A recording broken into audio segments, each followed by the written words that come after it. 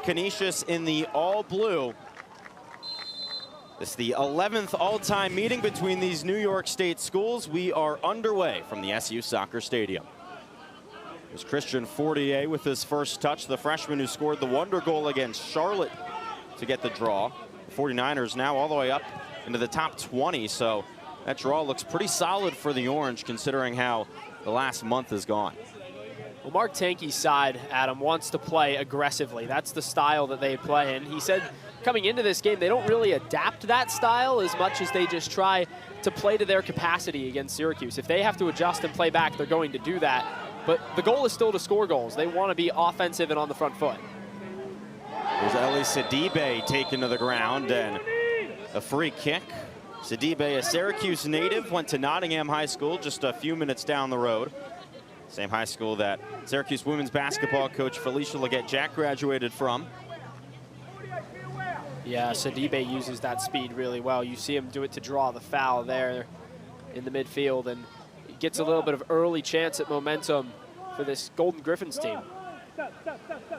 Alberto Reyes standing over it, along with Michael Zvitala. Zvitala takes it towards the back post, and it's headed out. Gabe Threngold will take it himself all the way towards the sideline. Here's Nick Kalukian, his first touch of the match, the striker for the Orange, who has 2 goals already this season. Switch of the pitch, here's Nathan Scott, the UC Riverside transfer. Well, Kalukian knows that he's got to continue to be really the #1 guy when it comes to scoring if this team's going to figure out its offensive issues, Adam. You know that he wants better of himself. Last year, he kind of came in and starred in a lot of roles offensively, but he's trying to expand that, become more of a leader as an upperclassman. Kalukian started all 21 matches last season for the Orange, scored 6 goals, had 3 assists so far this season, 2 goals and no assists. That ball all the way back to Sam Layden, the grad transfer from Australia, the only player not named Tomas Hutt in net who has played all 90 minutes in every single match so far this season for the Orange. Layden has brought the much-needed experience to this Syracuse team. Leibold sends it in. This is dangerous, and it's a goal for the Orange! Gabe Threngold, his second of the season. And less than 3 minutes in, it's Syracuse 1, Canisius 0. It's exactly what you want to do for Syracuse, Adam. Get Canisius on their back heel early. Take another look at it right here. It's a great ball played to the far side of the field. And that's a poor effort in the box. Going back from Cody Sarkody. And Threadgold just takes advantage, seizes the moment, and puts it in the back of the net. A mishit from Cody Sarkody. That's a good job from Threadgold, too, to get it past the keeper, Petrie. And you just know how important this is for the Orange with how much the offense has struggled lately. To get a goal early on after the last match against Virginia Tech, Ian McIntyre really stressed how 1 goal can change everything in a game. And for Syracuse, they get the first one tonight. Well, of course, it's shades of their start against Boston College, Adam, where they scored in the first minute and, of course, ended up conceding to tie that match. Sidibe in the box. Sidibe has a chance, but Layden going back made a nice play, and Tomas Hutt collects it. Yeah, that's a good challenge from Syracuse in the box. They have to get on Sidibe's foot. He's playing with great energy here early on. They need to shut him down. He's going to utilize that speed well. That's really the key facet of his game, and Canisius, wanting to be that offensive team like we talked about, is going to utilize him, trying to get him into some open space early on. Layden up to Nathan Scott. There's Chimere Omese, the talented freshman from Canada who appeared for the Canadian youth national team in the U17 FIFA World Cup as well as the U17 CONCACAF Championships. Scott sends it forward. Kalukian chasing after it, but it's into the body of Petrie. Well, it's really a failure from Canisius game plan-wise early on here because they're staying super compact in the midfield. And the goal of that is to have so many players bunched up in that area that if a ball comes into the box, you have guys to deal with it if it gets through. And, of course, in that situation, nobody there. Threadgold takes advantage. So the whole ideal of staying compact kind of fails for you early on. And now you're chasing this game early, not where you want to be for the Golden Griffins. For Syracuse, yes, up 1-0 now, but how important is it to pile on here and score not just one goal in a match like this with how the offense has been playing recently? Well, you go back to that BC game, right? You saw what happens when you don't do that. The Boston College goal came in the middle of that first half, and no offensive gas after that.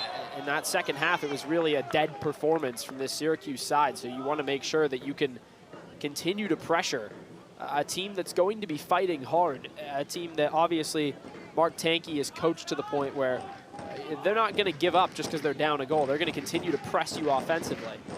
This has been a solid start to the season for Mark Tankey's Canisius side. Already 2 wins. That matches the win total from last year. A third would be the most since he took over 3 seasons ago. Layden shielding. He's able to keep it in his possession and send it forward, but it goes to Mason Petrucci. 48 flicks it towards Kalukian. Kalukian with speed, but it's sent into touch by Sarkody. Yeah, it's a tough start for Sarkody. He's been put on his back foot quite a few times here. There, Kalukian beats him down the line with his speed, and he's got to throw the body around a little bit to make sure that Kalukian can't play a ball back into that box. So I think Ian McIntyre is going to be pleased with the way that his side started here. That ball towards the middle and sent out. Only as far as Cutler de Jesus. Leibold, who got the assist on the first goal, sends it towards the mixer. And still in the area with Fortier. That somehow doesn't go out for a corner. Kyle Pollard sends it forward. Now finally it goes out, and it'll be a Canisius throw-in.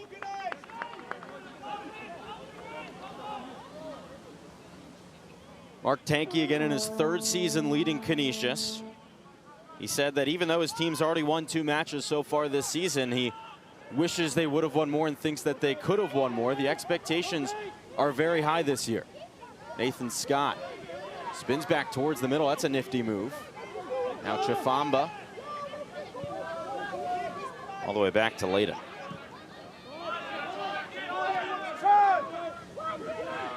Fortier turns with it. Chifamba's attempt is blocked. Out for another SU throw-in. Well, Syracuse obviously playing a really high line here. That's what you expect from the Ian McIntyre squad, especially against a team like Canisius. Yeah, he wants to get his guys out there pressuring and making it tough for them to play the ball out of their own end, but it needs to be a little bit faster out of the back right now, Adam, I think. You saw the passing scheme kind of break down there after the ball got over the near side to Omese. Alberto Reyes takes it away. Sidibe working past Layden. Back to Reyes. Grego takes it away. Forward towards Aqua. Chifamba. Kalukian sends it forward towards Michael Aqua. Keeps it in on the end line. Aqua has it poked away, but wins a corner. Aqua still searching for his first goal of the year, transferred in from Lindsey Wilson College. Well, I think he's got to search for other opportunities there. Adam, see him on the touchline and has a man to play backwards to in Nathan Scott, and just neglects it. He wins the corner, of course, but looking to try and build up some early spells of play to tire out this Canisius backline. Alton Chifamba, the transfer in from the national champs Clemson, send in the corner kick. Outswinger towards the front post. Kalukian got a head on it, but punched away by Petrie.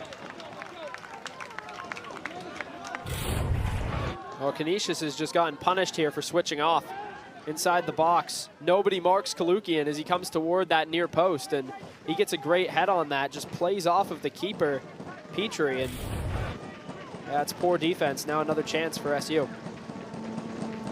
Chifamba sends in another towards the front post again, and Kalukian got his head on it again, but this time wide of the net and out for a goal kick. Well, they haven't really learned because they do the exact same thing. Kalukian goes right back to that same spot, takes advantage of the open space, and really I think Canisius can consider themselves lucky that Syracuse didn't put another goal on the board right there, Adam. The Golden Griffins scored first last time out against St. Francis in a 3-3 draw.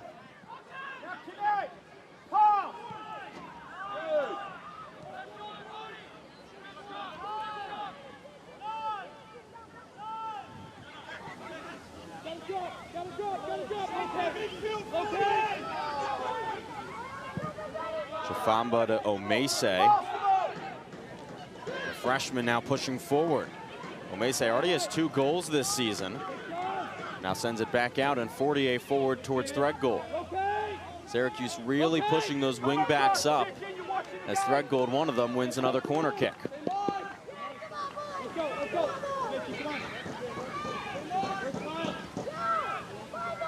SU plays with its signature back 3, and in matches like this, you'll see Threadgold and Leibold really push up and join the attack.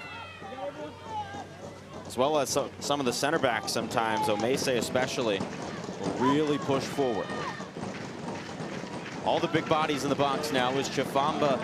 It's ready to send in the 3rd corner kick of the match already.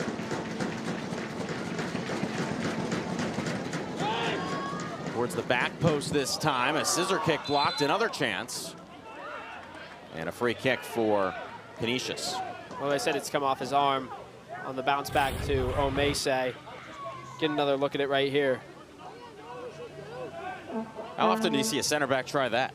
Yeah, some creativity. Omese's got confidence though, Adam. He's already got 2 goals this season early in his career. So, you know, that's a guy that really is going to develop nicely under Ian McIntyre over the next few years. Has the confidence to score as a freshman defender. You love to see that.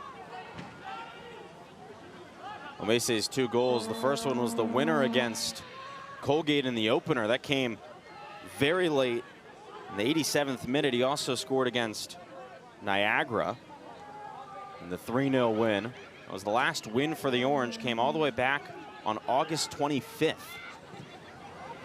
Since then, draw, loss, including the first 2 ACC matches of the season at Boston College and at home against Virginia Tech.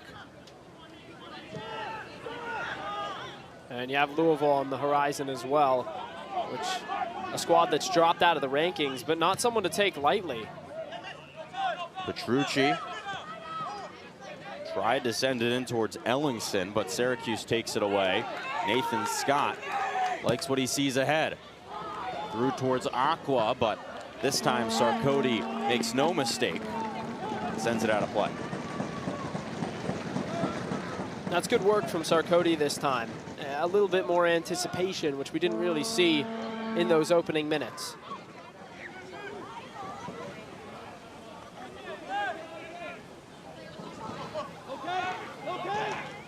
Threadgold scored the first goal.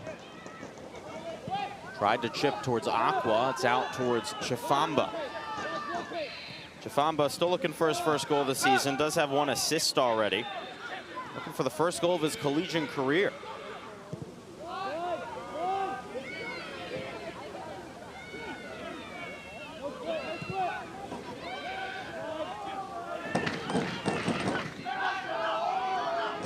Luke, if Canisius continues to sit back like this with 10 behind the ball, what's going to be Syracuse's key to try and break it down? It's not easy. It's just fast passing out of the backfield right now is the key. And Omese's done a really good job of distributing it along that back line. And of course, you've got so many players bunched into such a small space right now for Canisius that it makes the midfield passing a little bit tricky. But I think with the guys of skill that you have on that back line, over time, it's going to start to wear down that Canisius midfield. Threadgold already has 1, but this one punched away by Petrie. Another excellent chance, though, for Syracuse, and the 4th corner kick in less than 15 minutes.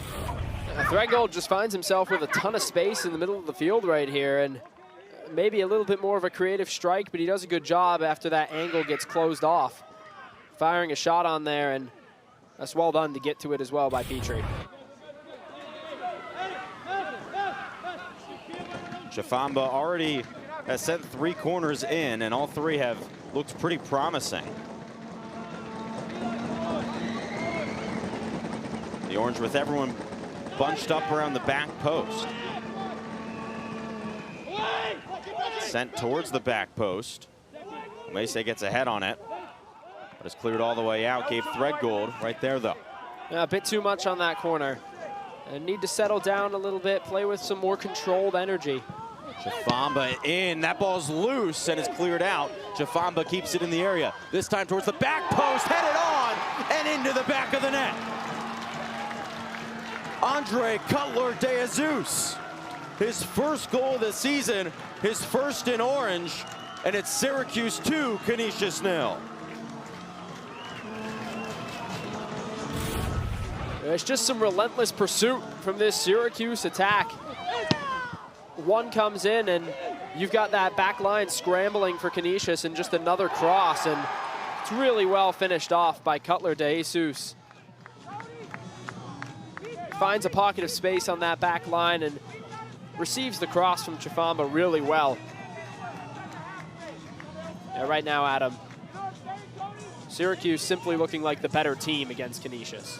This is exactly how Syracuse drew this start up, and you just see what it means to Andre Cutler de Jesus. Played in just one match last season after transferring from Marist, but now thrusted into the starting lineup with so many players leaving and some injuries in the back line. And he's looked so solid so far, and now with his first Syracuse goal. Certainly excited for him. A lot of work going into earning a starting spot this year, and he takes advantage of that, gets on the score sheet right there. 15 minutes in, pretty much a dream start here for the Orange, Luke. If you're Canisius, if you're the Golden Griffins, what do you try and change? I don't think there's much you can change apart from continuing to just be aggressive, and now that aggression has to turn into results. Here's Threadgold. Tried to go to the back post where Sam Layden was making a run, but it's out for another goal kick. But that's the aggression that's going to kill you sometimes, because right here, so shut down in the back line, not a lot of space, but that space is occupied by a Syracuse attacker. That's actually Kalukian, apologies, who has already looked pretty dangerous so far tonight. Canisius goes short with the goal kick. Omese wins the header. It's been a strong start for Kalukian. He looks like he's got a lot of pace on the ball. He's distributed well, and you saw him beat that back line earlier on the near side. So just continuing to have that work rate that he's kind of known for. Another corner for the Orange, the 5th in 16 minutes. You said Kalukian known for his work rate. Usually we see that in his press. We haven't really seen Syracuse have to press at all so far, because the second Canisius gets it, they send it right back to Syracuse. Yeah, that's been exactly right, and it's going to be tough unless this Canisius midfield can figure out a way to sustain some possession. This defense is just too tired at the moment. Scott sent it in. Cutler de Jesus deflected the ball that tried to clear, but Fortier keeps it in Syracuse's possession. Kalukian now gets a shot off, and that's just wide right, but deflected, and yet another corner kick for Syracuse. It's a perfect display right now of the confidence that Kalukian has, right? He goes to that open space and just immediately takes it on. And it's only missed by a margin, but Petrie frantically trying to get over there, thinking about the possibility of having a game at 3-0 in the first few minutes. Leibold standing over at this time with Chafamba. Syracuse cycling through all of its different corner plays, and they go short again. Oh, wide open in the box is Scott. Still has it.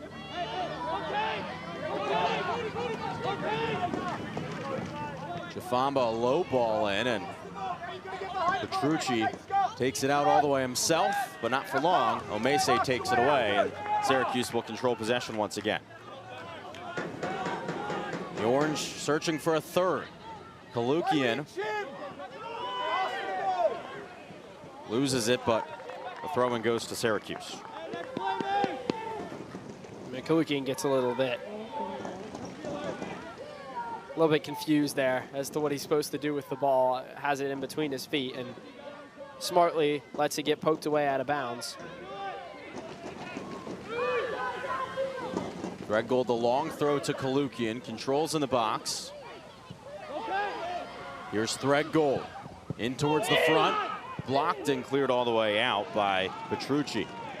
Omese keeps it in Syracuse's possession, but Sidibe takes it away for Canisius and then is sent to the ground. The Syracuse native wins a free kick for Canisius.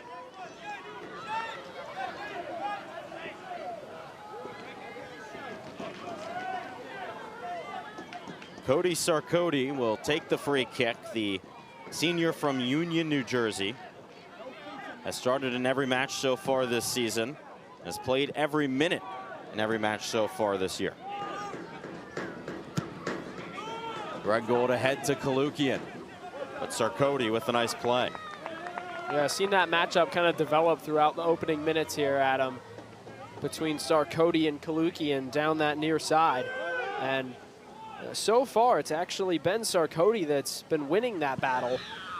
After the first time, Kalukian kind of beat him. Didn't really result in anything. Sarkody's been doing a nice job of tracking back and watching that space for Kalukian to occupy.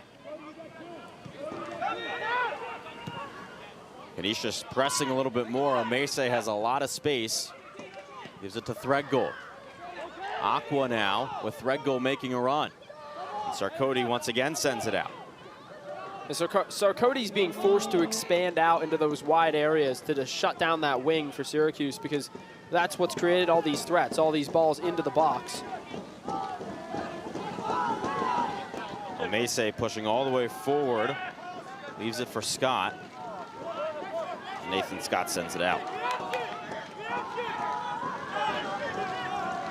left, Elton. Don't foul, he's going nowhere, Chip. 48 wins the header.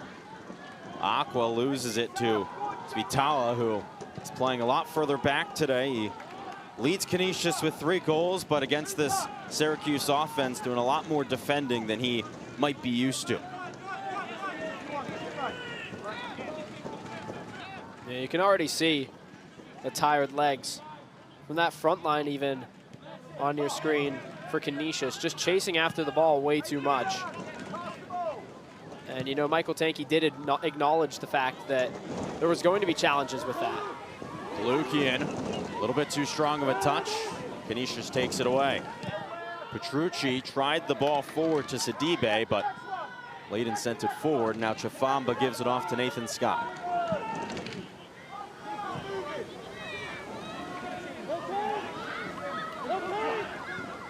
Leibold takes it all the way into the box. Leibold tries one, deflected, and Petrucci is there to send it all the way forward. Sidibe racing after it, but Tomas Hutt is there. His first true action of the day sends it out, and Canisius gets a throw in. We're now joined by Syracuse head coach Ian McIntyre. Coach, your team up 2-0 early. How pleased are you with this start? Yeah, we've started extremely well.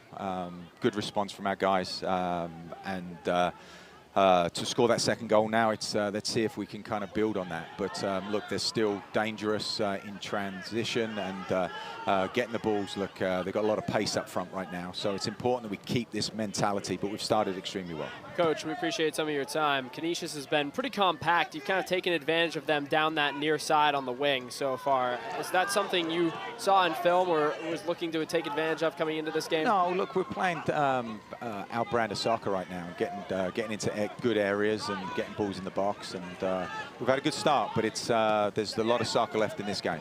Well, thank you very much, Coach, and good luck the rest of the way. Thank you. Fortier and Aqua playing the pass was back and forth. That was Petrucci who took it away, and it's Petrucci who's calling for the foul. This is a Canisius team that very rarely commits fouls. They're a very disciplined squad.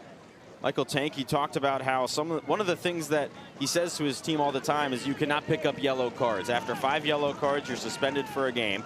He has goals, wins, and yellow cards as the 3 things on the board in the locker room. Yeah, and that's his keys to win the MAC conference throughout the season. And you know, one of the things he said to us that might sound like common sense, Adam, but oftentimes is maybe not preached as much as it should be by head coaches is yellow cards, they lead to red cards. And that's why he wants to avoid them, because he wants to make sure that his squad's playing with its full force. And yeah, they certainly can't afford any yellow cards tonight, already down 2-0. Canisius with the 13th least amount of yellow cards of any team in the NCAA right now. Threadgold, who scored the first goal, is looking back for Omese. Threadgold, the transfer in from Washington, has been all over the place this season. Moved out of his natural position to play that right wing back spot. But that's the big key for Ian McIntyre with all of these newcomers, is that they can be very versatile and play anywhere that he needs them to. Well, and Threadgold did that at Washington because he played minutes and he was somewhat of a leader for that team. He got the time while he was there, and you know, he knows how to play in those versatile roles, which makes him a great addition for McIntyre's squad. And so far this season, he's just continued to build on that and continue to develop. Scott cleared out by Sarkoti.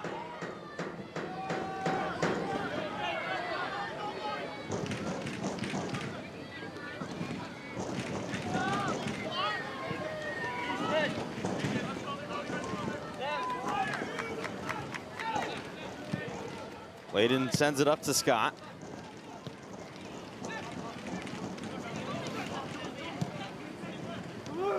Kalukian forward towards Threadgold, who has room behind. One touch pass towards the middle. Sarkoti got a foot on it, cleared out only as far as Scott. And all the way back to Omese. Yeah, and there's a certain calmness right now from Syracuse when they're on the ball. There's no rush to try and create more offense at the moment. It's just really a rush to control the pace of the game. Leibold's cross in towards Kalukian. Sarkoti got to it first, though. This sent all the way forward towards Sidibe. And he can't keep it in. Adversely for this Canisius side, there's a desperation right now, trying to just create something, and it almost looks like, Adam, it's out of thin air. There's not really anything materializing in the midfield passing-wise, so they struggle when they get onto the ball because they're looking for passes and plays that really just aren't materializing.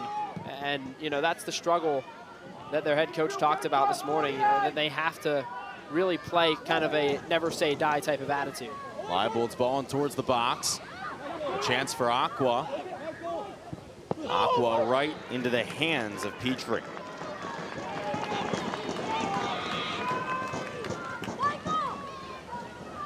Well, Petrie's certainly been tested early. Last game before MAC play really kicks off, and he's certainly got some work, so he'll be the #1 when the season starts, with Alex Alanis on the shelf with injury. Cutler de Jesus commits the foul. Petrie has been a lot better this year than he was last season. Started in 10 matches last year and gave up close to 3 goals per game with a 64% save percentage. Through 6 matches so far this year, just gives up 1.5 goals per game with that save percentage up to 70.4. As a foul on Sidibe and a free kick for the Orange. Well, that's fantastic improvement, especially when you consider that he certainly didn't have the mindset of being the #1 entering this season. So to step into that role and flourish as he really has, certainly has to give Coach Tanky a little bit to think about once Alanis is back healthy. Alanis, a true freshman from Mexico. Really impressed in the preseason, but was injured in the opener against Lemoyne. Well, he's got that big frame as well, stands at 6'4", which makes him incredibly intriguing for a smaller program like Canisius. Syracuse preparing to make its first substitutions of the evening. Ezra Widman, Ernest Bawa, Carlos Zambrano, and Daniel Burko will check in at the next dead ball. It'll be interesting to see how deep into the bench Ian McIntyre goes tonight and at what point. But Canisius says, hey, this game isn't over yet. Sidibe heading forward. Mata chased away by Cutler de Jesus. Back to Sidibe. Cutler de Jesus takes it away. Still Sidibe, though. And finally, he gives it up, but Leibold steps in the way. Riley Wagner sent to the ground. And a free kick for Canisius. This is the first appearance of the season for Riley Wagner, the Pendleton, New York native. So Syracuse brings its 4 subs in. Rule changes this year in college soccer. You only get 6 windows to substitute. So you can bring as many guys on and off at one time as you want, but only 6 chances to do so, not including halftime, and players cannot re-enter in either half anymore. Daniel Burko wearing 99 today instead of his regular number 19. This is 22nd birthday transfer from Lincoln Memorial. Oh, we must wish him a happy birthday then. And the 4 subs in for Syracuse: Ezra Widman, Ernest Bawa, Carlos Zambrano, and Daniel Burko. In for Michael Aqua, Nick Kalukian, Nathan Scott, and Christian Fortier. All those guys have featured throughout the season, so no new faces yet, even with the 2-0 lead. Bawa. His pass in deflected, and it's a penalty. A handball off the arm of the defender, A.J. Zarcone. And Syracuse will get a penalty kick. Zarcone's pleading to the official, saying that only hit off the top of his shoulder, but looks like our head official Motto is going to go check this one out. John Motto, the referee today. With the new VAR rules, the referees can look back at these penalty situations. And that's what Motto will do. Well, Adam, regardless of the review, it's not a smart play from A.J. Zarcone to go to ground with his arms splayed out.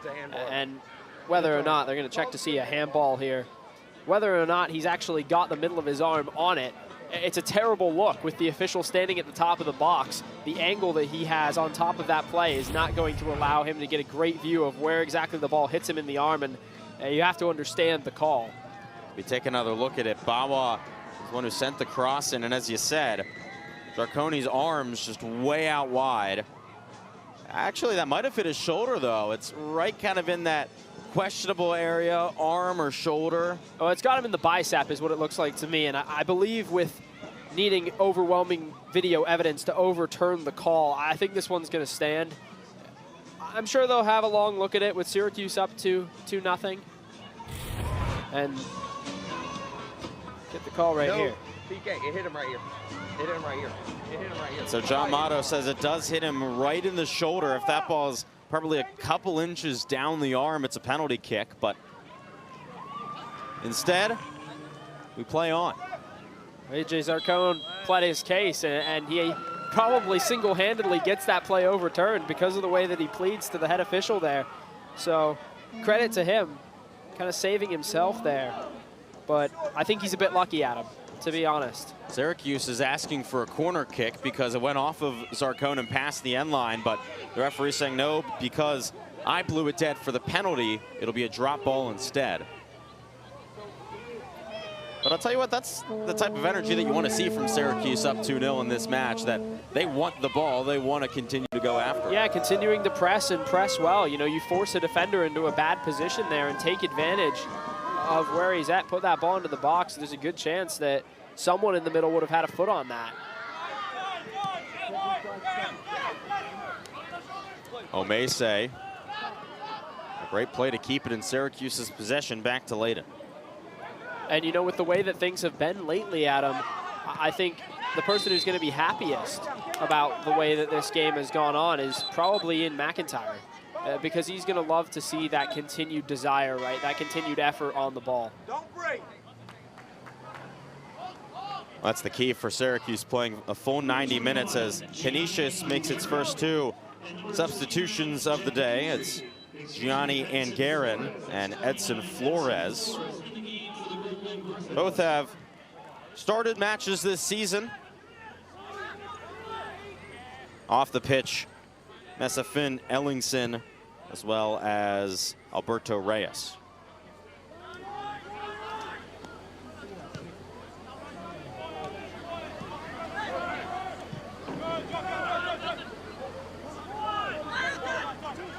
Famba thought about it for a while, decides to go to Omese.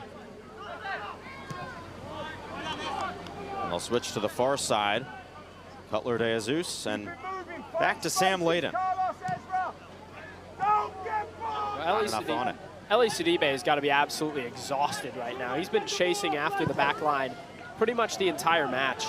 And we saw him in one of the stoppages with his shirt up and his shorts pulled up as well above his thighs. And I think that's just a sign to show exactly how tired he is early in this match, and the work rate that he's had to put on display here, trying to chase after the ball and create some type of offense has really been disastrous for him in terms of his energy. But you have to credit him for his continued effort throughout this first half, despite the way that it's gone for the Golden Griffins. Well, Eli Sidibe, someone who's used to running, ran track at Mohawk Valley Community College before he transferred to Canisius. Ran the 4x100 relay and finished third in the JUCO national meet. So that ball sent out, and Syracuse gets a throw in. Well, he's well suited for it then.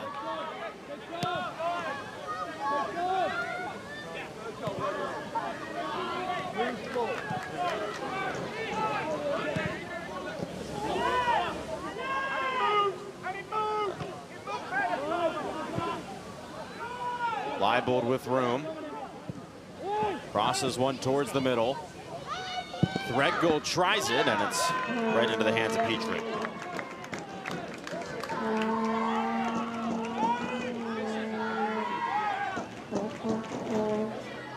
Another score in the ACC. Boston College took down Siena 3-1 in another ACC MAC battle tonight.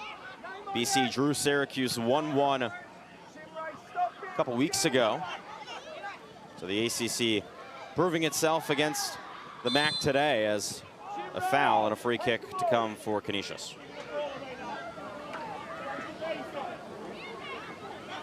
BC will certainly be happy with that result. That's what they expect, and SU trying to produce a similar one here tonight.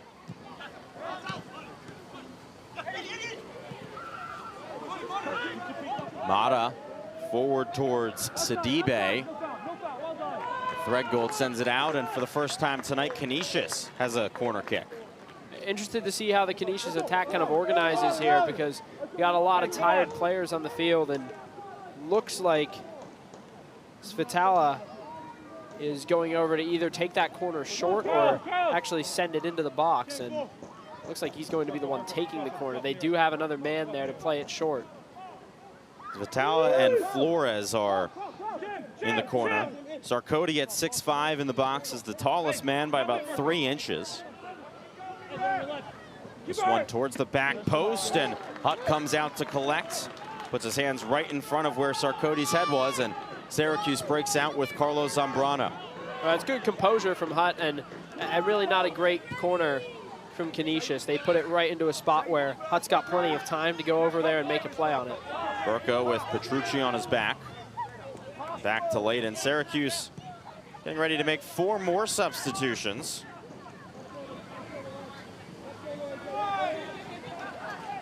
So Ian McIntyre's 2 windows in this half that he's used so far, he'll have put 8 players in.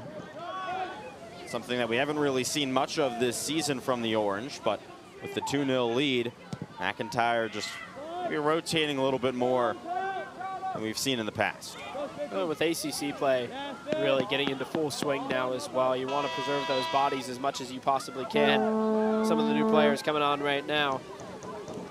Well, the 4 new players, 3 of them freshmen: Braden Smith, Kelvin DaCosta, and Sakil Ming, along with the grad transfer from Elon, Ben Rosenblatt. Chimreo Mese, Gabe Threadgold, Elton Chafamba, and Jonah Leibold, the 4 who head off. I think it has to be mentioned as well, Adam, that the ACC travel is a lot more than it has been ever before. So, you know, that kind of stuff wears on these guys' bodies. And when you have a chance to get some of your #1 options off the field and get them some rest, I think you're always going to take that. Zambrano, Braden Smith, the freshman, is sent to the ground, and still no decision from the referee, and now a goal kick. Braden Smith in the match against Lemoyne a couple weeks ago was excellent. Even though Syracuse lost 1-0, McIntyre made sure to mention in the press conference just how impressed he was with the freshman. Smith played everywhere, right back, left wing. He played in the midfield, really a guy who can do it all. Mason Petrucci heading off the field here, and that's a guy that, of course, featured for them big time last time out with 3 points. So trying to rest up some bodies here after what's been a taxing first half physically for Canisius. So Petrucci off and Kevin Villacorta on. He has started in 5 matches already this season. A true sophomore, made 16 appearances last season with 8 starts. So this is a Canisius squad that is very experienced. Pretty much everyone on the pitch, everyone that they bring off the bench, a returner or someone who has made an impact already this year. Burko heads it forward towards Bawa. The flag up, he was offside. Well, Villacorta, it's the first time that he's featured in a match this year that he hasn't started in. So a little bit of a different role for him coming off the bench. See how he adjusts to that.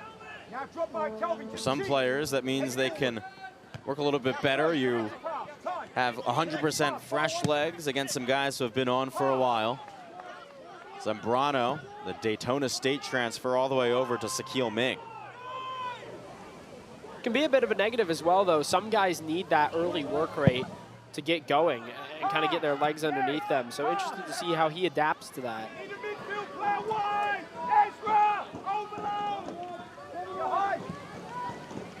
Ball forward towards Burko.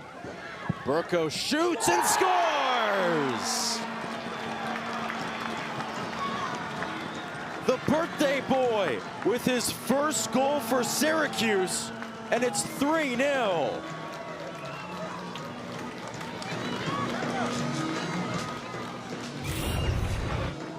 Well, it's just brilliant contact on that far side from Burko to pick a spot in the far corner of the net. He's given a lot of space in between defenders here on this back line. He uses the inside of his right foot to curl a ball into the far side of the net. And yeah, happy birthday, Daniel Burko. No better present. Syracuse's 3 goals in this half, the most in a half all season, tied for the most in a game all season with the 3-0 win against Niagara, the last victory for Syracuse.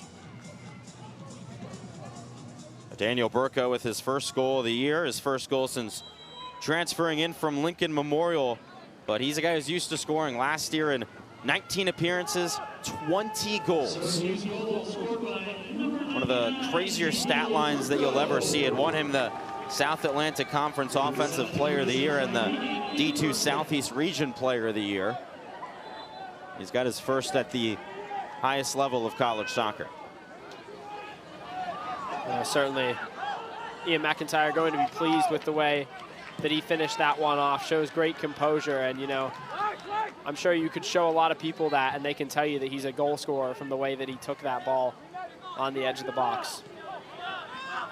Bawa heading forward. Ming.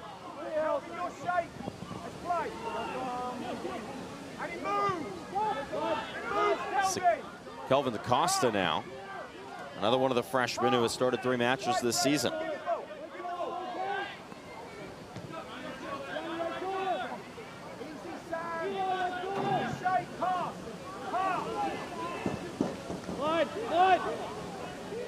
Ming thought about the cross, instead goes short.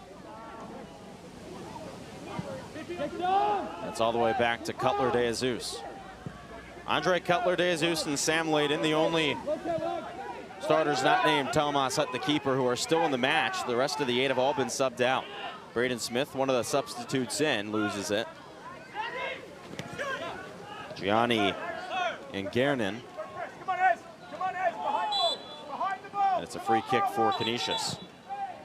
It's just not a well-taken pass right there, and now they're going to have to reset this ball because it's been taken from the wrong spot to restart play, which another bit of a mental mistake. But you see Edson Flores just try and play that ball through the air. He doesn't need to. He's got his man stretched out.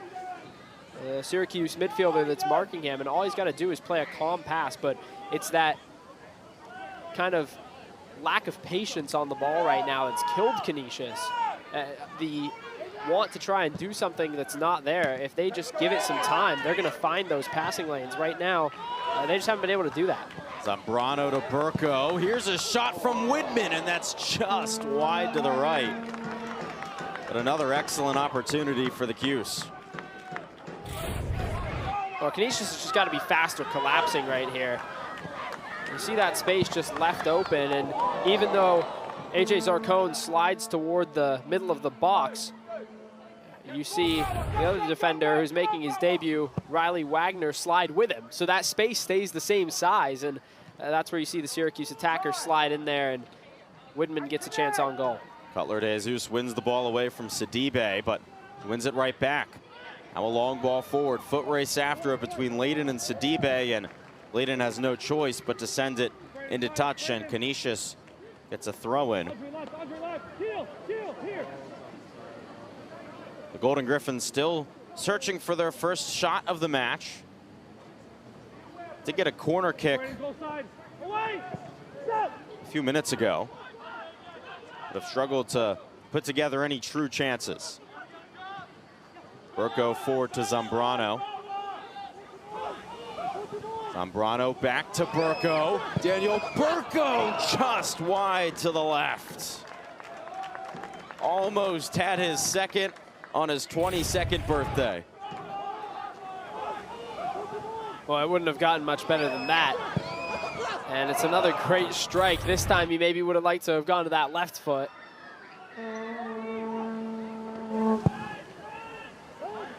Go forward. And pass, yes. Rosenblatt, the Elon transfer, has played in more than 50 games at the Division I level. Very experienced guy who has made a big impact on all the youth on the Syracuse roster. 13 freshmen and 9 transfers. So a lot of these transfers, even though they're new to Syracuse, have had to take on very veteran roles just to help these young guys get accustomed to college soccer.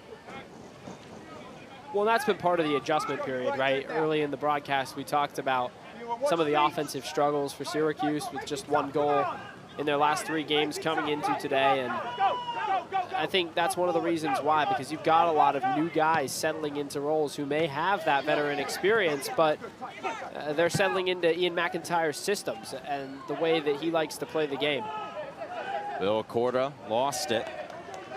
There's only one player who features for the Orange who made a really significant impact last season, and that's Nicholas Kalukian. Ezra Widman and Jonah Leibold both had sparse appearances. Leibold played a lot more when he did, but injuries kept him out for a majority of the season. Widman was the only freshman on the team last year. He saw minutes every now and then in a lot of games that were out of hand.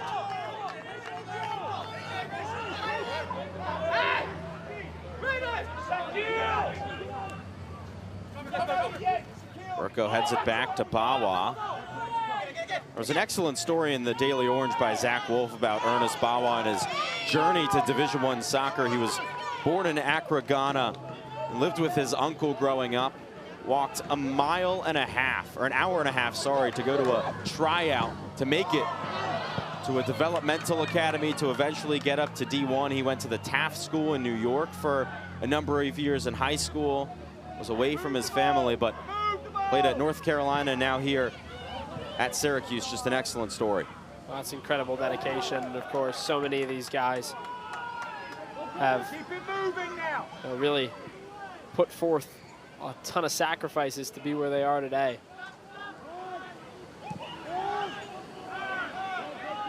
Widman tried to get it through to Smith, but his pass deflected, and maybe a chance here for Canisius with time starting to run out in the first half, but Rosenblatt gets it right back for Syracuse. And you can just see some of the frustration on the faces of these Golden Griffins as it feels like they can't get anything to go their way. Yeah, and Adam, it's simply because SU's just so composed on the ball. You look at the way that they get it back to the back line and just reset things. And there's a great example of it. Settled so nicely in the midfield by Rosenblatt, and then immediately SU just does a great job of slowing things down. And Canisius at this point just too tired to chase after it. They can't put any pressure on the Orange, so you've really kind of cracked the code to this Canisius team at the moment. It's not as easy to be calm and composed when you have possession in front of your own net. But still, it seems like every single time Canisius touches it, all they can do is boot it all the way forward. So this goes out for a goal kick. 15 seconds to go in the first half. It has been all Orange. And I think you'll see Petrie run down most of the clock here. 8, 7, 6, 5, 4, 3, 2, 1, 0. Petrie doesn't even kick it, and that does it for the first half of play. Pure domination from Syracuse. The Orange got on the board in the 3rd minute and then added another. State, that was a top 25 matchup, and Smith picked up a red. In the last 10 minutes of the match, Penn State went ahead, but Syracuse actually scored an equalizer to draw 1-1. But that was kind of the beginning of the end for Smith, as Jaheim Wickham then came in and started the rest of the season. Wickham also back this year for Syracuse. So it was a bit of a surprise when Tomas Hutt won the starting job, but Thea McIntyre, he knows that he has a lot of other guys that he can put in cage and trust. The Orange already going quickly here in the second half. Michael Aqua on the end line. Towards the front post, that's out of play. A great early showcase of some desire, though, for this Syracuse side, Adam. Playing fast right out of the gates and just continuing to put pressure on this Canisius defense. You see them all, but really some of the attackers in the box early on before this corner. And I think it's a testament to that work rate that's just continued into this second half. Ian McIntyre has to be really pleased with the response as they continue to score some goals here. A mix of starters and substitutes in the first half on the pitch right now. This one towards the back post, but a little bit too far for Sam Layden. Well, Layden was right there. He's lucky that hasn't gone past the keeper as well. That's a great ball, just a little bit out of his reach. Sakil Ming and Ben Rosenblatt are the two who came off the bench in the first half, starting the second. The other 8 in the field remain the same, and of course, as we mentioned, Jason Smith in for Tomas Hutt in net. Sakil Ming, the talented freshman. Up to Cutler de Jesus, and now Chifamba. Elton Chifamba has done an excellent job just controlling the team in the midfield. He's been the guy to really kickstart this offense, almost like the quarterback of the Syracuse team. Yeah, he's done nicely, and it goes back to one of the points we brought up towards the end of the first half, how Syracuse has done a really good job of settling play down and slowing down the pace of this game and making Canisius kind of chase after the ball, tire them out a little bit. And that's in large credit to Chifamba.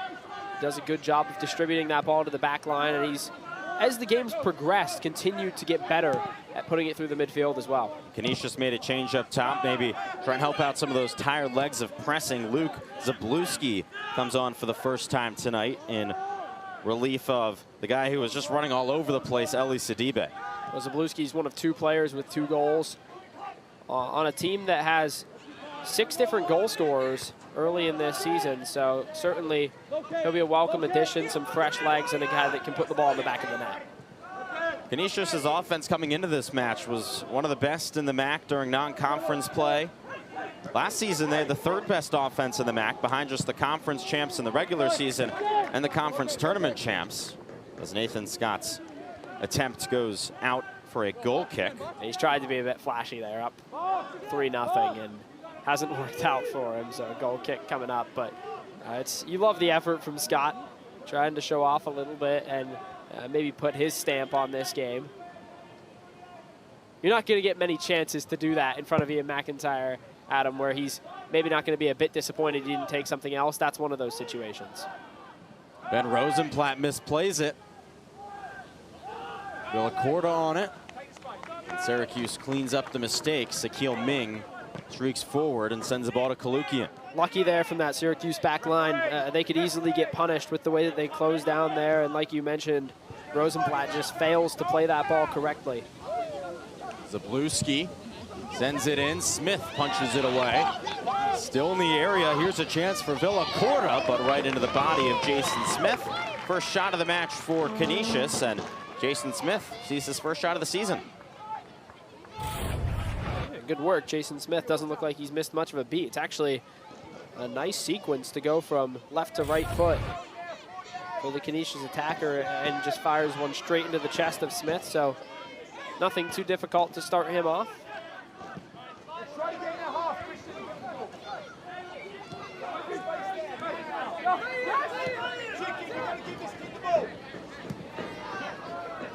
But you know, Adam, you look at a Syracuse team that really hasn't handled these tasks this year. You look at the Lemoyne game.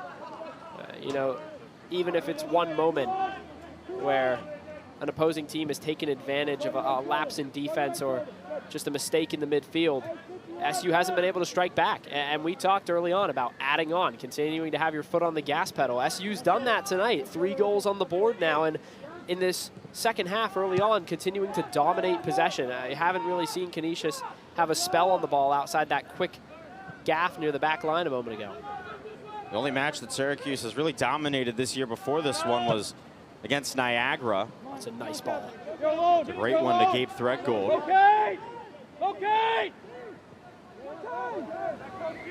Rosenblatt. Up to Nathan Scott. One of the other non-conference games for Syracuse was against Colgate. That was a 1-0 win. SU scored in the final minute. As Threadgold sends one in on the ground. Aqua had a chance, denied by Petrie. Well, that's just a fantastic build-up in play, and it speaks to the confidence, an illustration of just how cleanly Syracuse is playing on the ball right now, and that's a great effort from Petrie to get onto that and make the save. Kalukian, a nice first touch. Chifamba from way out, and that's over the bar. Hey, we're four! We're four! We're four!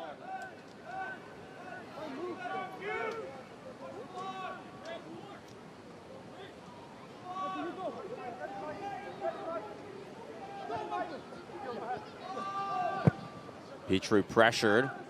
A good job from Layden to step in front of it, but it goes right to Petrucci.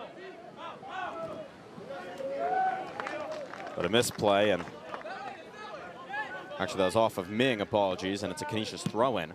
Petrucci sends it forward for himself, but he can't keep it in. There's been an interesting non-conference slate for Syracuse in 2024. This is the first time that SU has played against Canisius in the regular season since 2011. They did meet in an exhibition match last year. Syracuse won 4-0 with a Lorenzo Baselli hat trick. Syracuse outshot Canisius 30-2 in that exhibition last year. These teams hadn't met in the regular season in a long time. Syracuse's non-conference game against Charlotte, the first time those two programs had met. Later on, SU goes on the road to take on Providence. Host Colgate next Tuesday. That's going to be another difficult non-conference game.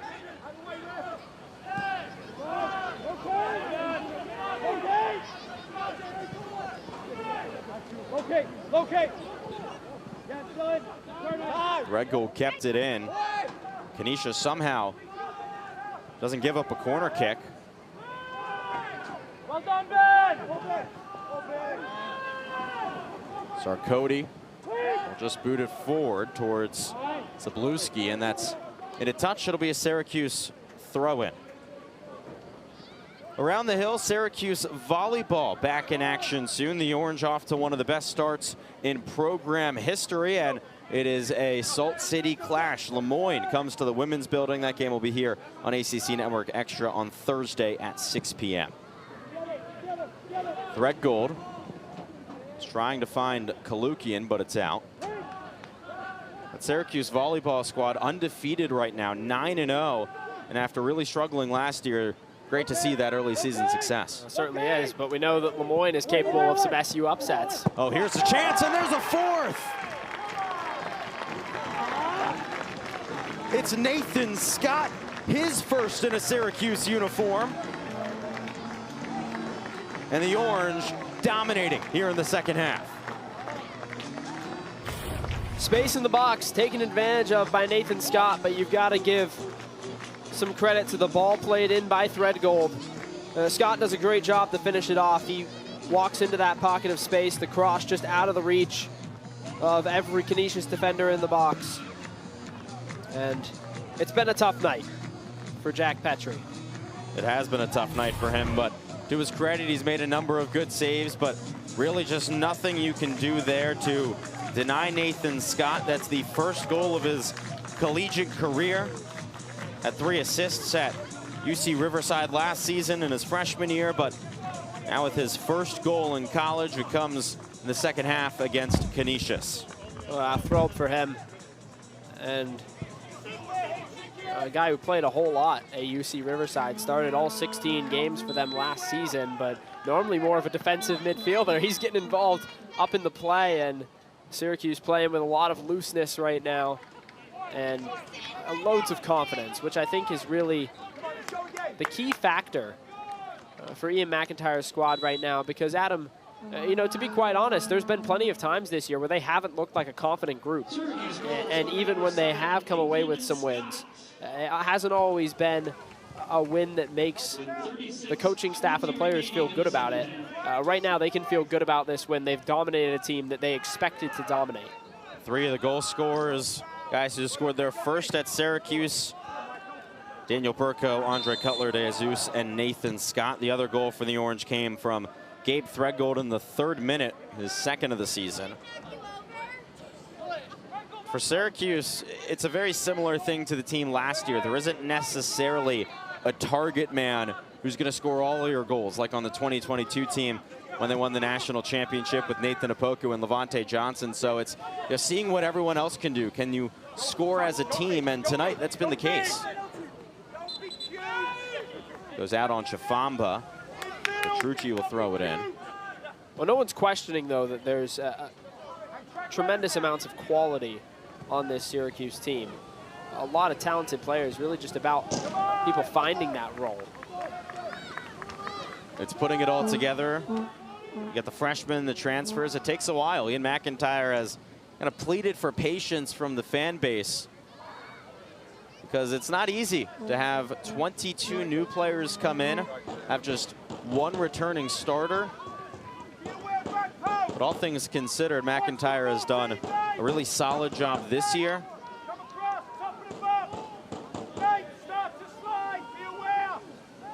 This is the 2nd corner kick of the match for Canisius. It's towards the back post. Sarkody got a touch on it. Well, it's a passionate fan base as well, and that has to be mentioned. You know, many nights that hill behind the Syracuse goal at the moment would be full. And, you know, they want to see winning soccer. They've become used to that big block S that's... Well, there's a goal for Canisius. Right off of the corner kick, the Golden Griffins get one back, and it's Kevin Villacorta, the first of his career. And it's 4-1, just over 10 minutes into the second half. Well, I don't think that Ian McIntyre is going to be too pleased with the way that this one develops. His team just switches off a little bit there. Flat-footed for Gabe Threadgold in his own box. Tries to jump up on a ball that's just way over his head.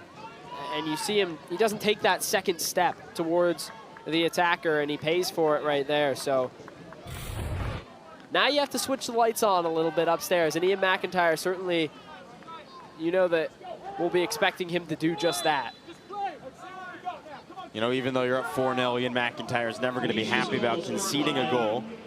That one from Kevin Villacorta, the first of his season, the first of his collegiate career for the sophomore. There was really nothing that Jason Smith could do about it. As you said, just a defensive breakdown. A man with the free header, nothing much you can do about it once he gets his head on it. Canisius takes it back. Golden Griffins showing some promise here in the second half.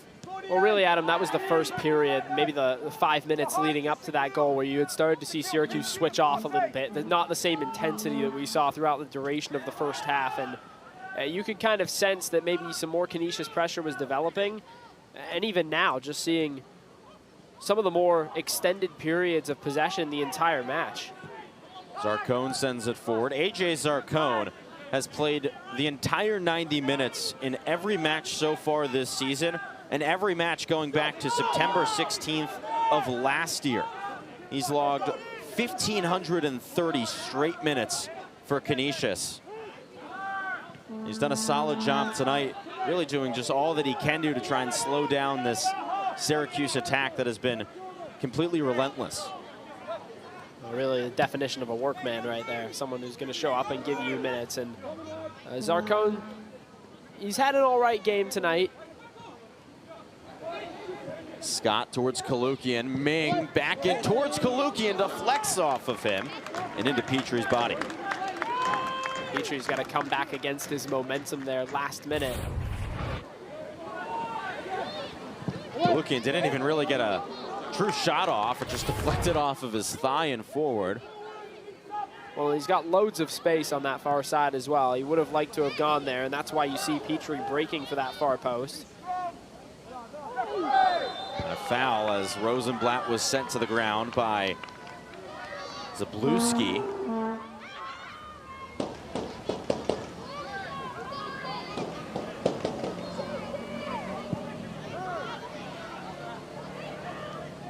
This will be an interesting second half for Syracuse. This is a team that's still trying to figure itself out, and coming up probably the toughest stretch of the season that they'll see with 3 back-to-back games of at Louisville and then home against Cornell, who is receiving votes right now and beat Syracuse last year. And then you host Wake Forest, who once again is one of the top teams in the ACC. Vitawa. Now Petrucci. Petrucci gets a shot off the body of Smith. Still in the area. Syracuse can't clear it out. And finally, Sam Layden sends it out of the box. Kalukian with the man off on his back. Very physical play. Now forward to Threadgold. Sakil Ming, all the space in the world. Ming! Right at Petrie. And he just keeps it in play.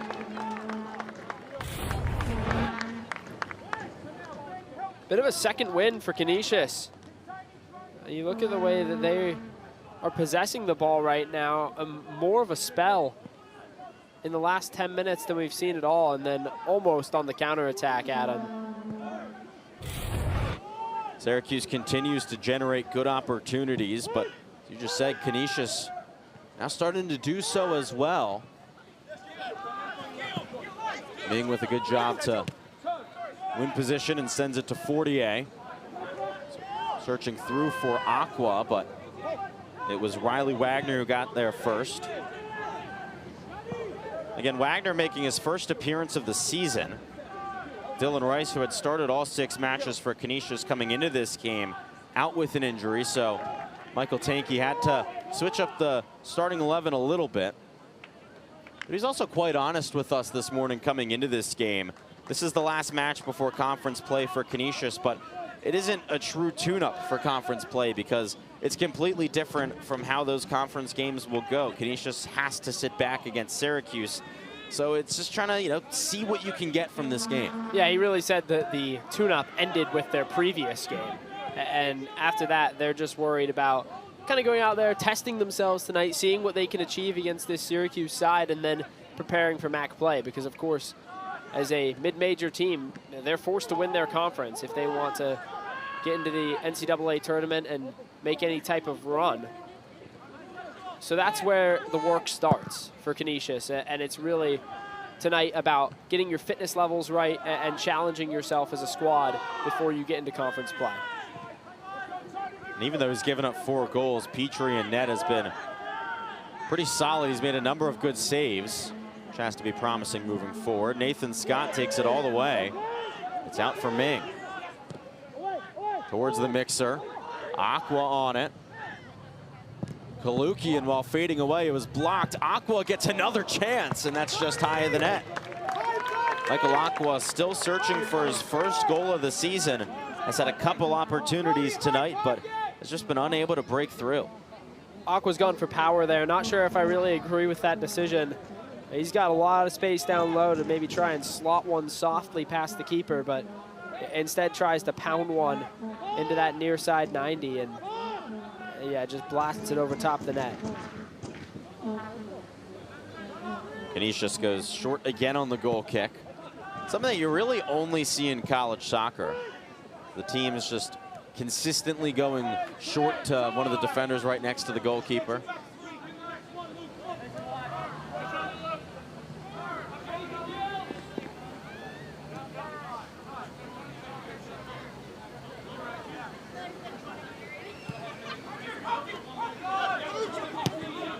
Cutler de Jesus off of Kalukian and out for a Canisius throw-in.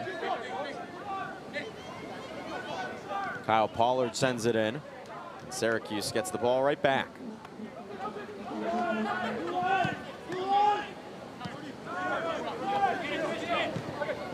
Ming was looking for Scott. Out to Fortier and back to Ming. Towards the end line, and Ming is sent to the ground. That's a free kick for the Orange. Still yet to see any cards tonight. That will not be the first, but Sakil Ming sent to the ground by Kyle Pollard. Yeah, it's not a good challenge from Pollard at all. He puts all of his weight onto Ming and maybe realizes that he's beat. Has to go down there and provides SU with a chance for a little bit more offense here in the middle part of this second half.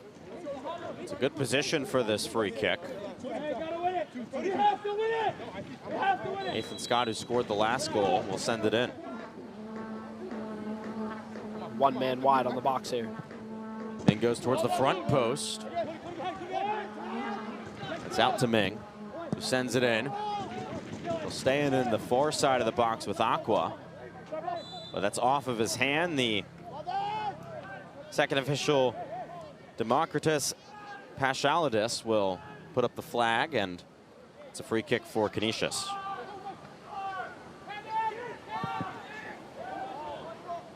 Aqua still in the area.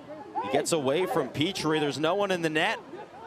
Here's Chifamba, and it just got off of Kalukian.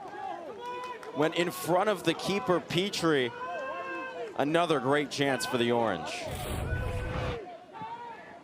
Well, it's a massive mistake in front of goal from the experienced defender, Zarcone, and then just back out in front, and Kalukian, all he has to do is nothing. I think he may have a chance to put that behind the keeper if he's just out of the way, but it deflects off his chest and goes over goal. So a little bit of disjointed play right there from the Orange. Syracuse not looking as fluid at him in this second half as they did in that first half.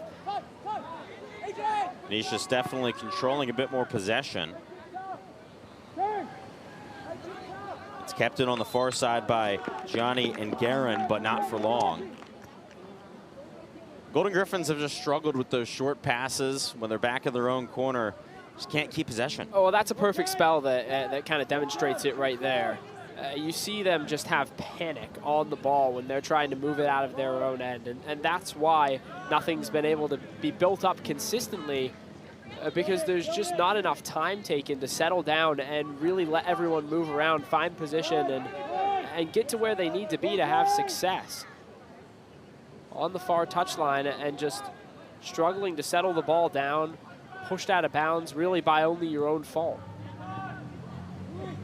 Fortier, that ball finds Kalukian, who tries one on the first touch, and it's into the body of Petrie.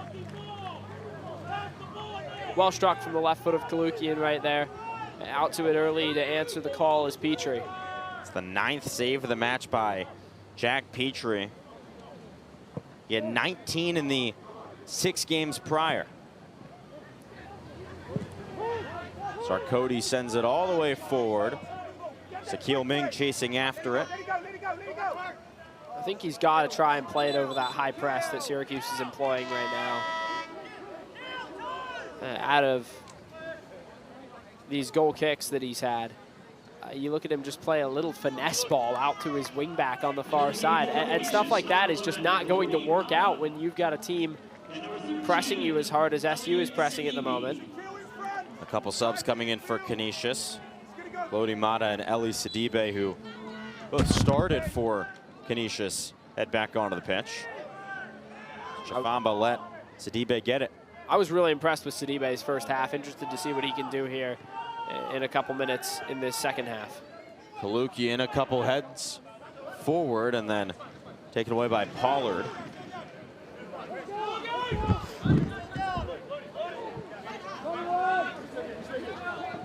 Ming to Kalukian on the throw in and back out to Sakil Ming, the freshman. This is his 7th appearance of the year. He has started 4 matches. We've seen a couple freshmen kind of rotate through the spot that Jonah Leibold started in today. Calvin DaCosta got a few starts as well as Syracuse makes its first substitutions of the second half. It is Ernest Bawa, Daniel Burko, and Calvin DaCosta coming in for Michael Aqua, as well as Elton Chafamba and Nick Kalukian. So SU swaps out its front line, as well as the holding midfielder Chafamba, who was just excellent today. Yeah, he really has been. Several of the faces that we saw in that first half coming back onto the pitch for Syracuse now. So guys who have their legs under them, and really that last 20 minutes of the first half was probably the best spell we saw from Syracuse all day. So excited to see if these guys can add on a little bit more with Syracuse falling out of the possession game a little bit in this second half.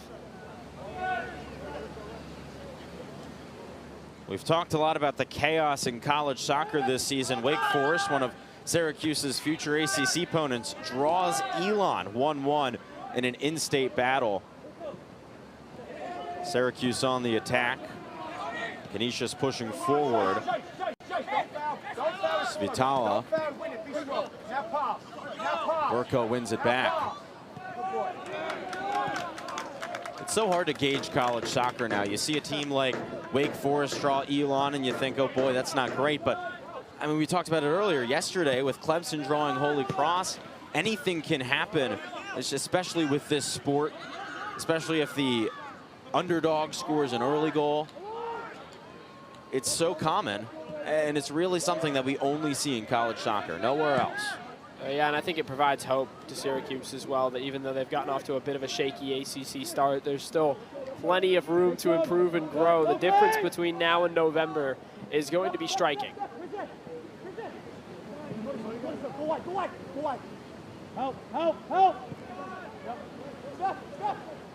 Threadgold controlling on the far side of the pitch. Now Rosenblatt and Layden.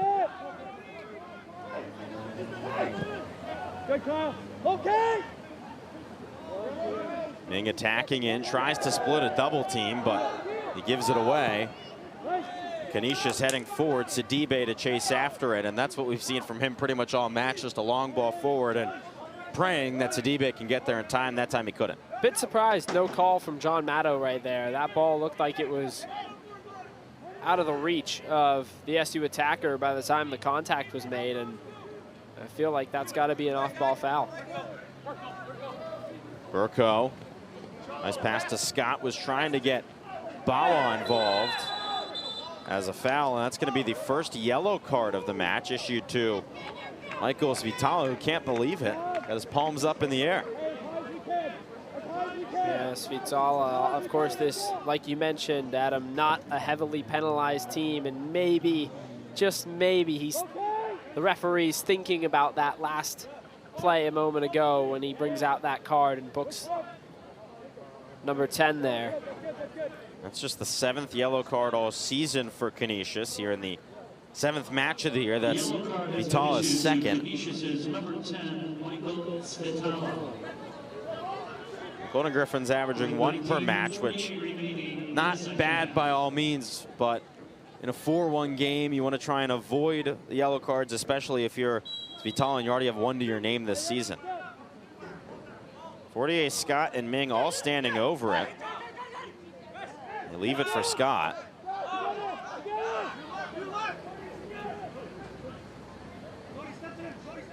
And now Scott puts it in play, and it's just short to Fortier. He sends it in. Headed out, and Sidibe has a bad touch on it, so Fortier wins it right back. Burko off to Ming. Back up to DaCosta. They go all the way back around to Ben Rosenblatt.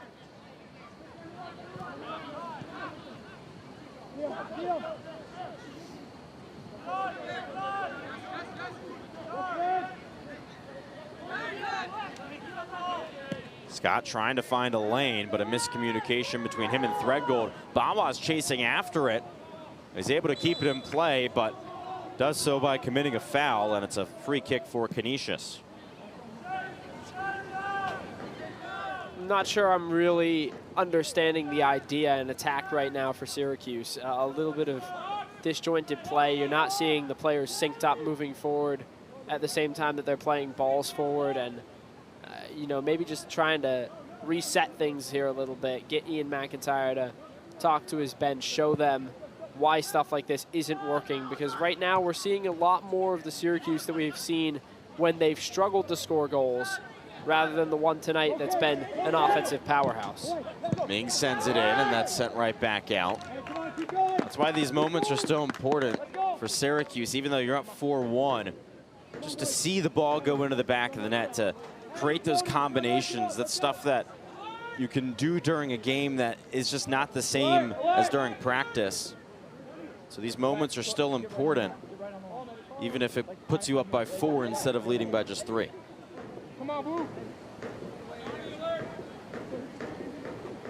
Scott sends in the in-swinger towards the front post. Burko tried the back heel, but it's out for another corner. This will be the 9th of the match for the Orange.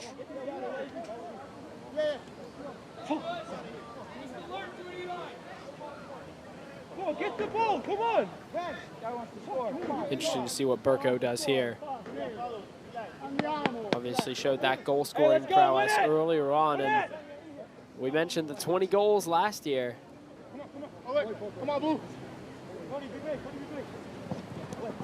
This one towards the back post, punched out by Petrie.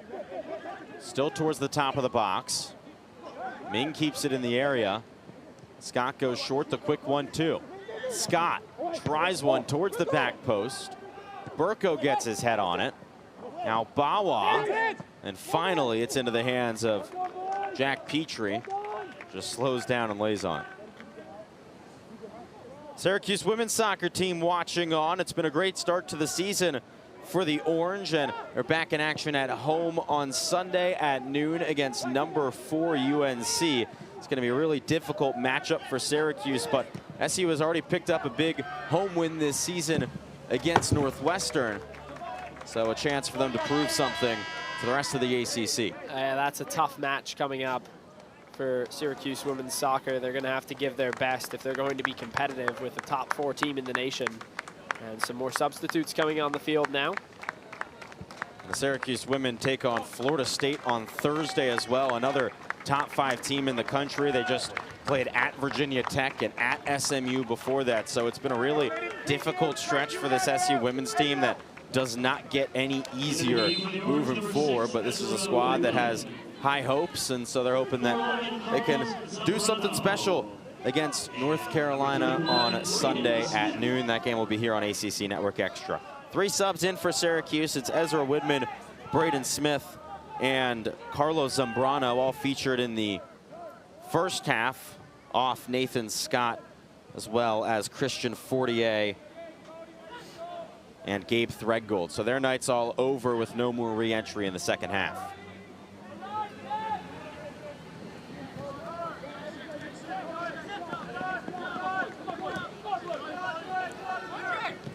Cutler de Jesus finds Ming. Canisius turning up the pressure with Mata. A nice move by Smith to give himself space and sends it up to Daniel Burko. Burko searching for Zambrano. But a foul goes against the Orange.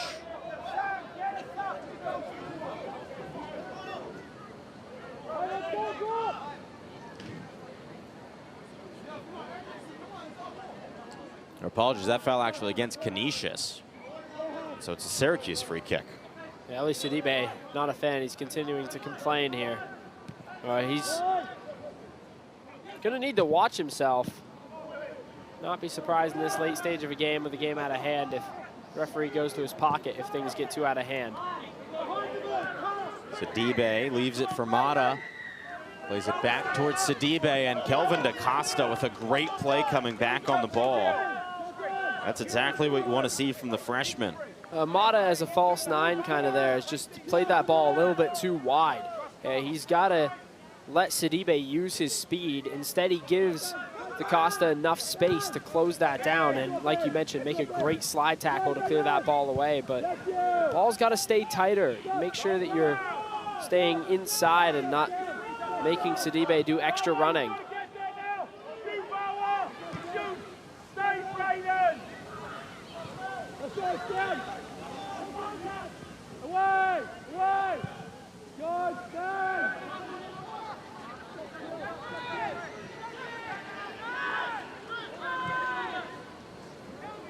Zambrano had a chance, but it's Vitala who takes it and moves forward. Stop the ball, Kyle! That's you! Stop the ball now! Stop the ball! Okay, stop! Okay! Okay! Okay! There's some nice passing here from Canisius, keeping things alive. We haven't seen this much from Canisius tonight, just controlling possession for an extended period of time. And just some more rhythm to it, Adam, of course. You see missed tackle there, coming onto the ball from DaCosta after he made that tremendous tackle a moment ago. Braden Smith, the edge of the box. Well, lots of space there out in front of goal. Zambrano over to Cutler De Jesus, who keeps it in. Okay, okay, okay. Ming for Widman. And out for another SU corner kick, the 10th of the game with just under 13 minutes remaining. Yeah, really nice patience there from Widman to just play that ball off his man, draw the corner, continue to put pressure on this Canisius defense. I think, yes, there have been lapses and there have been moments where Syracuse hasn't looked top-notch, but I think a really impressive performance tonight that Ian McIntyre's got a lot to be pleased about. Zambrano, the one who will send it in. The junior from Miami, Florida. Transferred here after spending 2 years at Daytona State. Come on, win it! Sends an in-swinger towards the front post, headed on, loose in front of the net.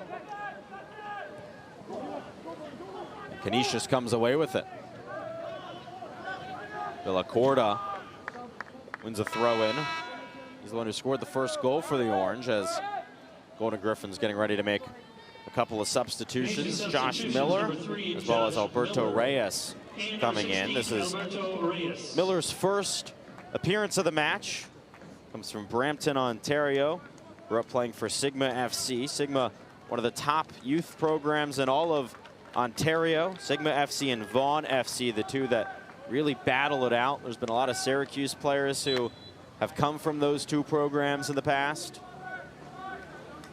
Miller, the junior, scored 2 goals as a defender last season in his sophomore campaign. So certainly a player with a lot of promise. And you mentioned the credentials before he got to where he is now. Miller and Reyes came in for Vitala and Villacorta. So Kevin Villacorta's night over after he scored his first career goal. As a foul goes against Canisius, sorry, against Syracuse, and that will be a yellow card, the first of the match to the Orange. It appears as if it was shown to number 31, Braden Smith, as referees call for the trainers to head out onto the pitch. That's Edson Flores, who's down on the floor right now. And get another look. He picks up a knock, looks like maybe in the jaw. I mean, Smith's elbow was kind of raised. It didn't seem to me as if he kind of punched it forward at all, more as if it got ran into. But it seems as if John Mata will take a look to see if there's anything more. Just go look. He's going to go look at it. And so while there's the time to look at the injured player, John Mata, the referee, will take advantage of the expanded VAR to just see if there's any way that that could have been a red card. Yeah, I think if anything, it may come back as a yellow. I don't really think that Braden Smith is... He maybe like kind of jumps off of his foot to extend that left elbow up, but it doesn't seem anything intentional, and it's definitely not a red. So John Motto comes out and confirms it is a yellow card as the trainers are still on the pitch. Yeah, I think that's the right call. If anything, I think that gets maybe downgraded rather than upgraded to a red card. I think that Braden Smith has a lot to say about just trying to make a clean play on that ball, and Ian McIntyre certainly had a lot to say on the sideline as well. He was not happy with the way that that play developed and the fact that his man's been booked for it. Take some adjustment for the coaches with video review. McIntyre in his 15th year leading Syracuse. Video review was just introduced a couple of years ago. This year it was expanded to allow a lot more things to be looked at. So coaches are used to just whatever's on the field is kept. So that's not the case anymore. Yeah, Ian McIntyre, Adam, certainly remembers a world. A sloppy bit of passing there from Canisius, but Ian McIntyre certainly remembers a world where video review was not available. Not new to the game. At the end of the day, though, it's what's best for college soccer. It ensures that any mistakes that were made are fixed. Mata, the junior from the Congo. It's all the way up now to Guerin, and Syracuse takes it away. Widman forward, Bawa chasing after it. Ernest Bawa, shots deflected, and it goes out for SU's 11th corner of the night. Well, under 10 minutes to go in the match. That's great desire from Cody Sarkody to get all the way back and make a play on that ball. Hustling, and a big guy at 6'5", 180. And now a massive debut for Syracuse. Dominic Bell, the true freshman from Orlando, Florida, who missed the first couple of weeks due to injury, comes on for the first time this season. Bell made 3 appearances at the professional level for Orlando City B and the MLS Next Pro. He also has a U.S. national team camp call-up. He was one of the top players in all of high school soccer, one of the most prized recruits in this class, finally onto the pitch for the first time. The corner sent in, back out, and Canisius clears. DaCosta coming forward. Braden Smith shields and wins the ball. Okay.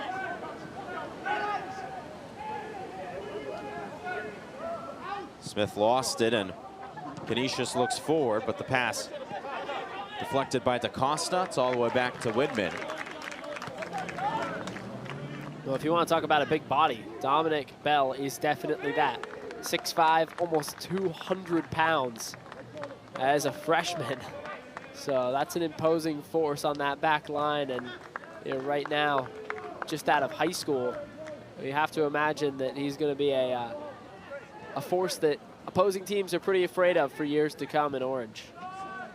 The Bell coming in for Andre Cutler de Jesus. That means Sam Layden's the only Syracuse player who has played the entire match still on the pitch. He has played on 90 minutes in every match this season.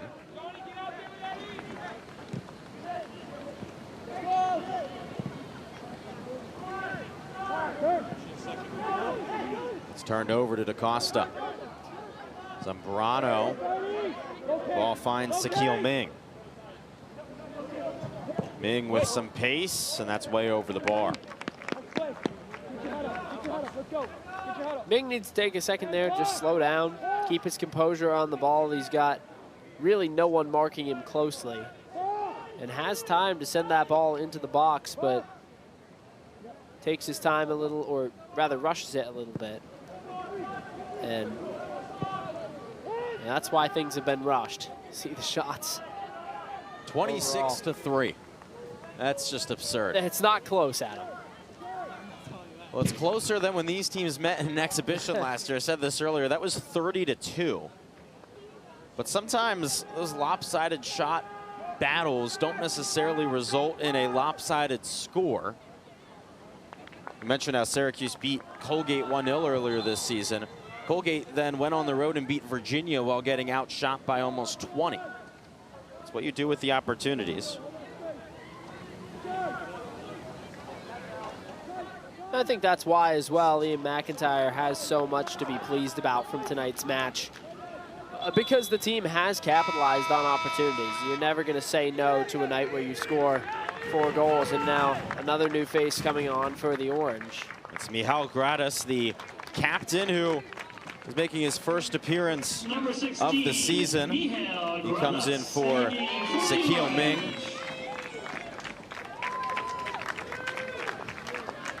A good performance from the freshman Sakil Ming. Gratis, one of the other returners from the national championship team, made 1 appearance in each of the last 2 years and comes on for the first time in 2024. But while he may not usually get that much time on the pitch, you just know how much he means to this team, the fact that he wears that captain's armband. Yeah, to get a guy like that on the field for the final 7 or so minutes here, certainly a great feeling for him, and we know that he's going to be pouring his heart into it for the final minutes. Bell heads it out. That's his first touch of his collegiate career. By the way, that sub was the 6th window that Syracuse used, so the Orange cannot sub anymore tonight. The final 6 minutes and change. Bell's height really stands out, doesn't it, Adam? You see him in the box, such an imposing figure. Something that Syracuse doesn't really have other than Bell. They also have another freshman, Quinn Alcott, who's 6'5", who hasn't appeared yet this year, but usually Sam Layden at 6'2" is the biggest guy on the pitch.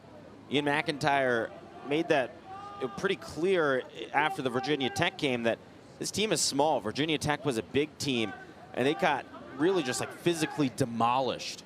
And so the fact that his team doesn't have the size hurts them, but Bell brings it as Canisius now pushes forward with Sidibe.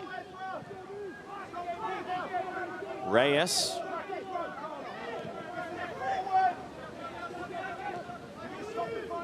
And Guerin, and back to Reyes.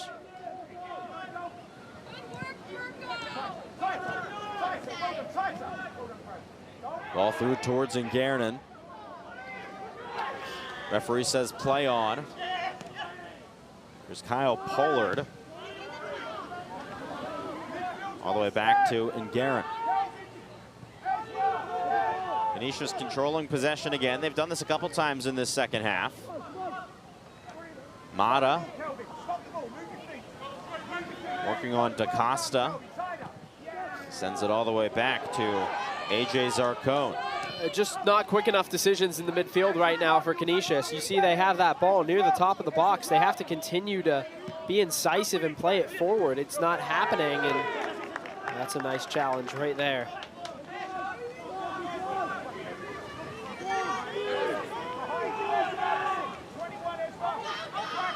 Sidibe with 2 on him. Working past Gratis, and that out for a corner kick, the 4th for Canisius. Yeah, nice for Gratis to get a chance to get in there and make a nice tackle. Josh Miller there. The junior subbed in earlier in this half.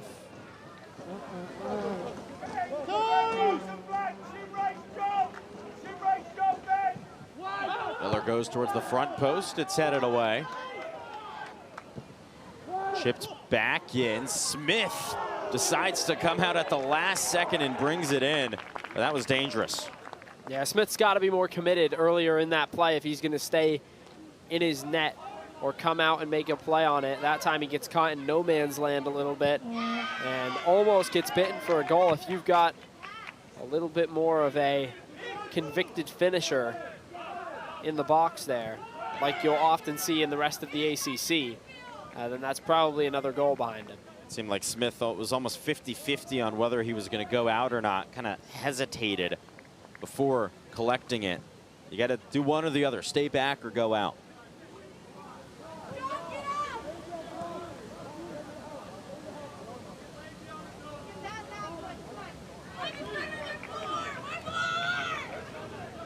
All in all, Adam, I think, as we mentioned, Ian McIntyre's got to be really pleased with this effort tonight.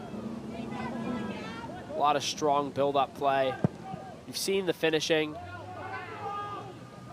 You've seen some really good spells where the aggression hasn't gone down after they've taken a big lead in this game, and I think that's a big reason why they're going to leave tonight with smiles on their face going into some more ACC action on Friday. The Orange win another corner with 2.5 minutes remaining.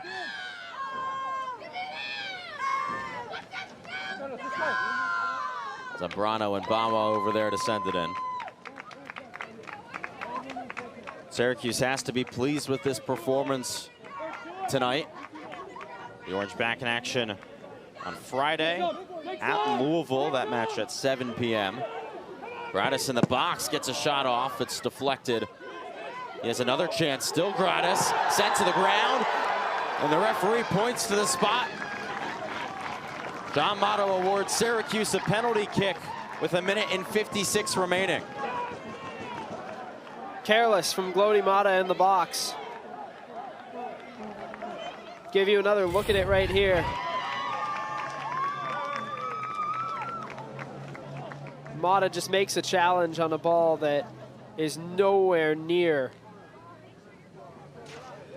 his right foot, and that's a textbook penalty, and now they're gonna give him a chance to take it. What a moment this could be, Adam. Syracuse was awarded a penalty earlier today, but it was taken back after video review. The Orange went 1 for 2 on penalty kicks last year. Michal Gratis, the captain, in his first appearance of the season. Buries it! What a moment for the senior. Michal Gratis makes it 5-1 Syracuse.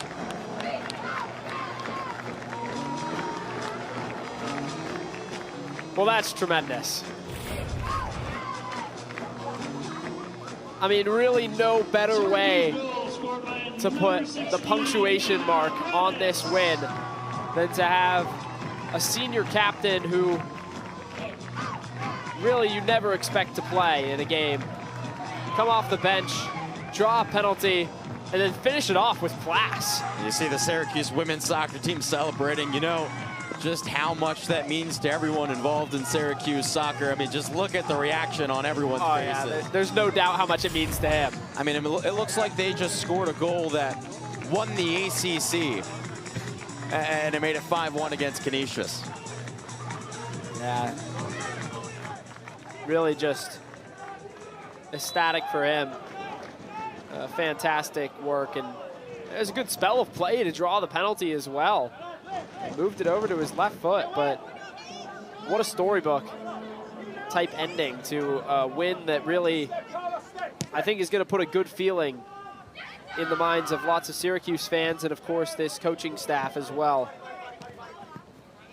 The SU captain makes it 5-1. This is the first time that Syracuse has scored 5 in a game since November 1st last year, when Syracuse beat NC State 5-0 in the first match of the ACC tournament.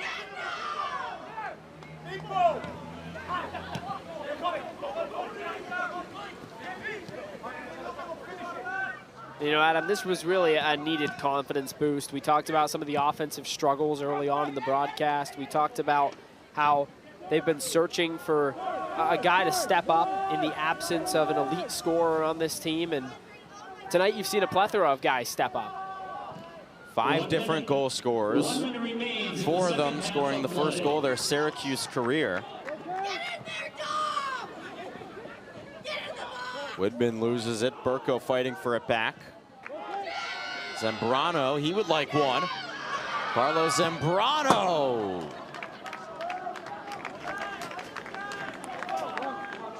Well, he's made good contact. Not quite on target, but nice cutaway to his left foot, and the strike is pure. It's just a little bit offline. Didn't look like he was quite comfortable trying to bend one with his left foot there, so he tries to take it head on.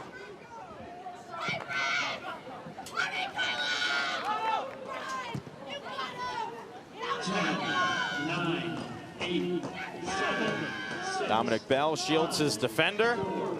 The Orange send it forward, and Syracuse back into the wing column. A much-needed domination of Canisius. 5-1 the final in a New York State battle.